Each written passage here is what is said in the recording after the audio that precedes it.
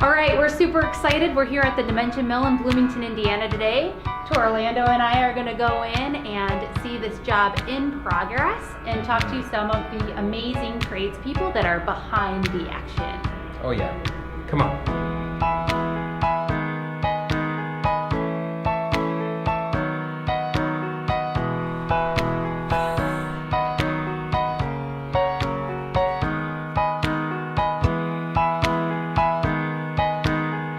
When we started here, this area right here was open and had a stairway coming down right here.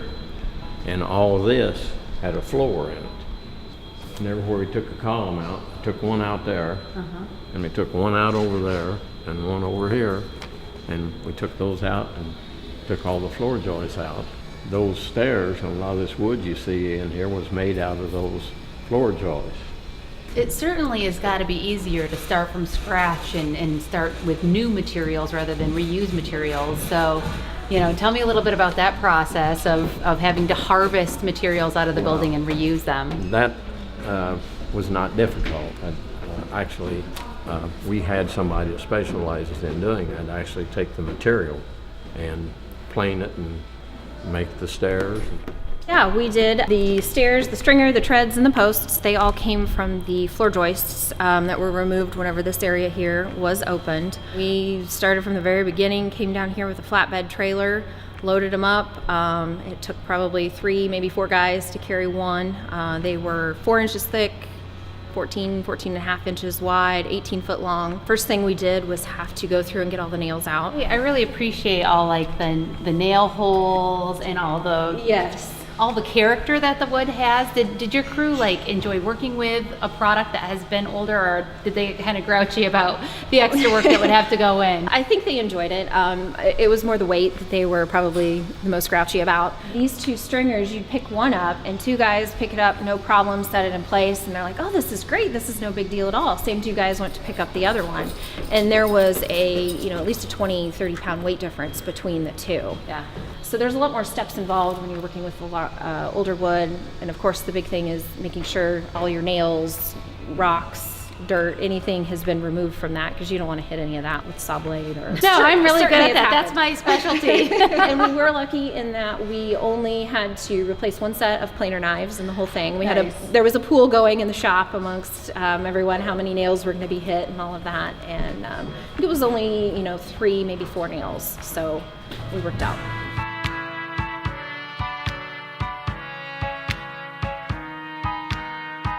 What do you think is the advantage in this case of using the reclaimed wood rather than bringing in new stuff? They just were historically trying to use everything that was existing. I mean, they could have got new stuff a lot cheaper. How long did it take, start to finish, to get all this flooring out of the building and then dry it out and plane it? Probably 6 months to get the whole process, because you couldn't start putting it back in until after a lot of other things were completed. Are you happy with how it turned out? Well, I think it turned out great. Better than I expected, to be truthful with you.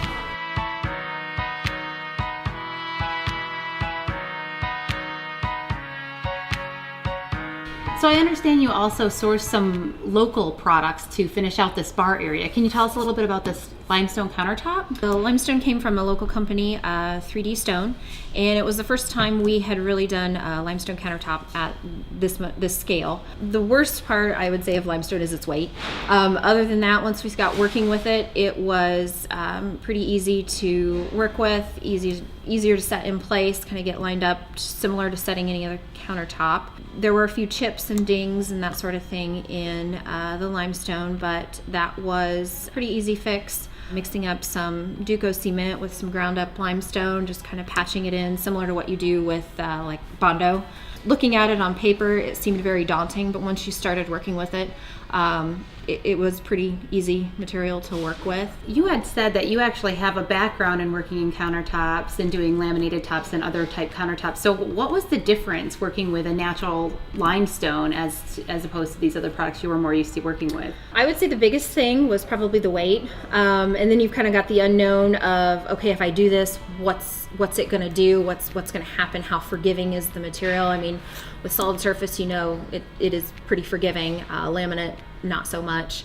So just kind of the unknowns of the material was probably the hardest.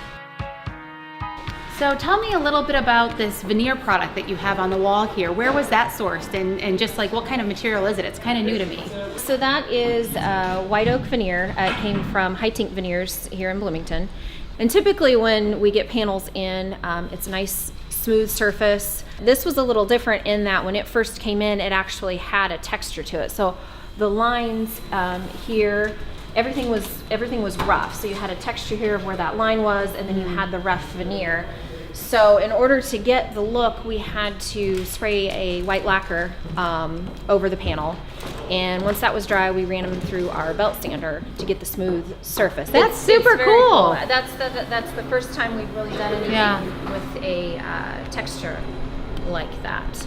Our installer, I think, did a fantastic job of putting all of these panels up. I mean, because he had to cut around all of the pipes, and then if you look on the front edge, there's all the rafters that all the panels had to be cut around. I mean, the install of these really made them look good. This is part of the old material here also. That's the office, and there's the old wall, and there's the old ceiling up there.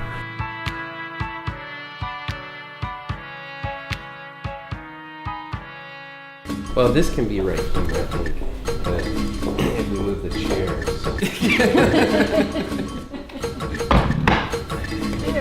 That's how you win them. I'm really excited to be working on this Dimension Mill project. They contacted us about doing a chalkboard wall. See how much stuff we can pack in here. I'm gonna do this in one trip. Tell me, one trip T. Yeah. One trip T is the name.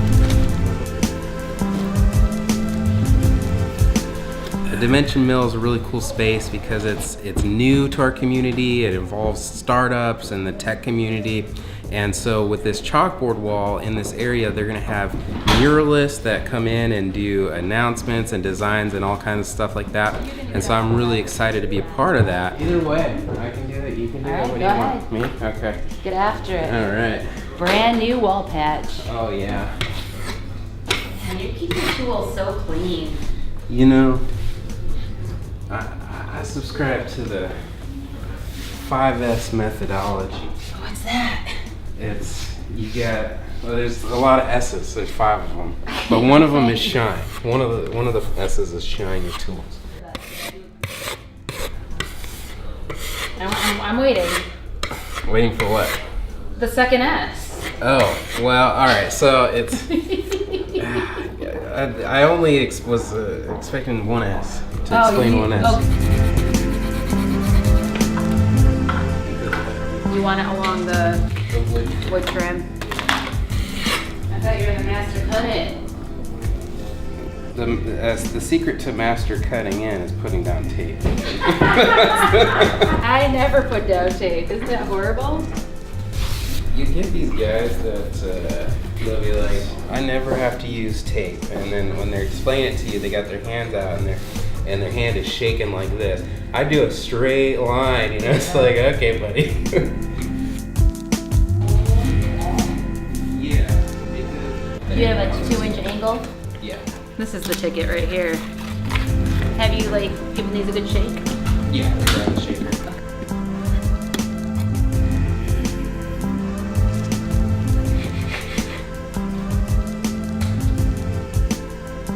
We've smoothed out all the walls, we've filled in the nail holes, and we're getting that paint up.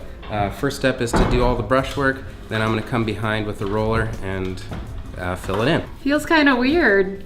Painting in front of a painter. Never done that before. Doing okay. Come on, man! You're doing good, you're doing good. No, it's good, you're all right. You're not on the brick, which is good. Okay, yeah, I mean, I knew that was kind of part of the goal. And you're on the wall, so. Low bar. Low bar. That's good. Keep your expectations low. I'll be so Yeah. happy life.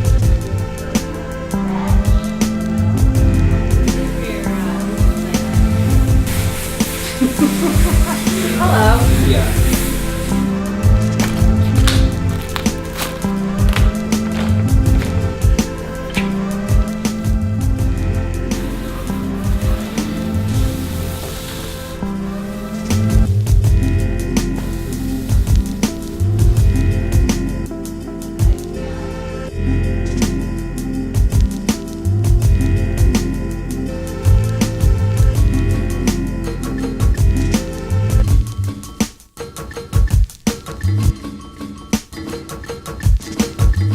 What was the first craft you ever learned? Well, probably a lot of it was the concrete aspect of it, from, putting footers in and pouring concrete and constructing the walls. And that's basically what we've done here. We did all the concrete work. And You said you you built some houses, you did a lot of residential work, and Yes. eventually you switched to commercial work. What made you want to switch from residential to commercial? it's a lot easier to do commercial work than it is residential, because normally on residential, you're in control of the whole job. Most cases when you are building a house, you have to be the architect and the mediator and everything under control. Or with most of the commercial, you have an architect that designed a set of plans and made the specifications, and then you try to interpret what the architect had in mind. What's the most rewarding part about being in the trades for you? You pretty much can set your own level activity, and it's something that you get one job done and you normally have another going, and there's always something every day that's interesting and to do. I work for Interior Fixtures. We're based out of Knightsville, Indiana, which is over by Terre Haute. Company's been in business 30 plus years. It's family owned. My dad is the owner. What was the thing that said, you know what, Dad, I think I want to do this? It was kind of looking for something that was something different, a change, something more challenging. A lot of office work. You just you're sitting there all day. There's not. It is challenging in the people and everything that you're dealing with, but just looking for something a little bit more. I have children. My children were young. It was like, now's the time. Let's give this a try. When you're doing that type of work, building things, there's so many details. There's so much that goes into what you're doing, and there's such a knowledge that all the people that we've got that work for us, each one has been doing this for at least 20 years. Yeah.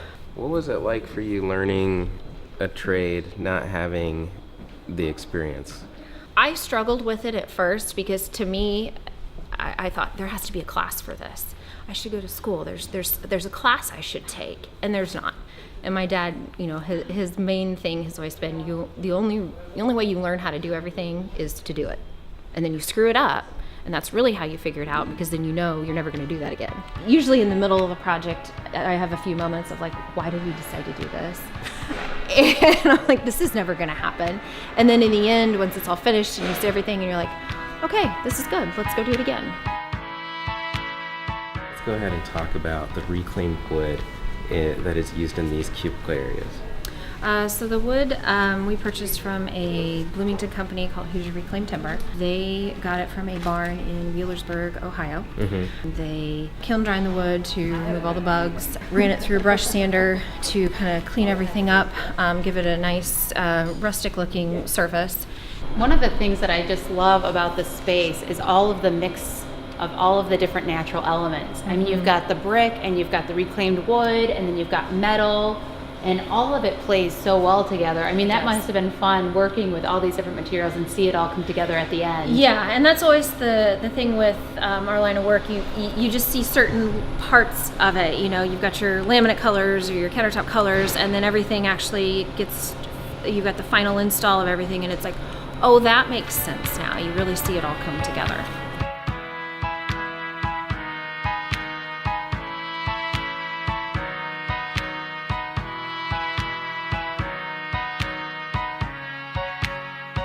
You've got to be so proud of this project. Wow. Everything just turned out extremely well. We were lucky. Well, thanks so much, Andrea, for taking time. This has been a fabulous tour of the space, and congratulations on a great job well done. Thank you.